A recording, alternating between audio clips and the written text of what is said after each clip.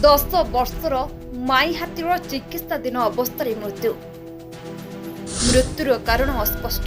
ଶବ ବ୍ୟବଚ୍ଛେଦ ରିପୋର୍ଟକୁ ଅପେକ୍ଷା। ସୁନ୍ଦରଗଡ଼ ଜିଲ୍ଲା ବଣେଇ ବନଖଣ୍ଡର ତାମୁଡ଼ା ରେଞ୍ଜ ଅନ୍ତର୍ଗତ ଡମେରମୁଣ୍ଡା ଜଙ୍ଗଲ ନିକଟରେ ଗୋଟିଏ 10 ବର୍ଷ ମାଇ ହାତୀର ଚିକିତ୍ସାଧୀନ ଅବସ୍ଥାରେ ମୃତ୍ୟୁ ହୋଇଥିବା ଜଣାପଡ଼ିଛି।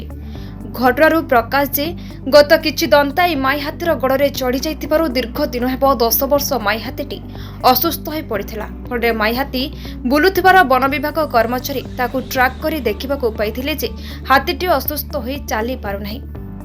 ପରେ ଦାୟିତ୍ୱରେ ଥିବା ରେଞ୍ଜର ବଣେଇ ଡିଏଫ୍ଓଙ୍କୁ ମାଇ ହାତୀ ବିଷୟରେ ଜଣାଇବା ପରେ ଡିଏଫ୍ଓ ଏବଂ ରେଞ୍ଜର ସମସ୍ତ ବନ କର୍ମଚାରୀ ଓ ଅଧିକାରୀ ଘଟଣାସ୍ଥଳରେ ପହଞ୍ଚି ହାତୀକୁ ଦେଖିବା ପରେ ତାର ତୁରନ୍ତ ଚିକିତ୍ସା ଆରମ୍ଭ କରିଥିଲେ।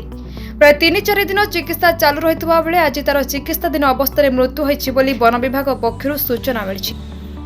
ତେବେ ଏହି 10 ବର୍ଷର ମାଇ ହାତୀଟିର ମୃତ୍ୟୁ ଘଟିଛି।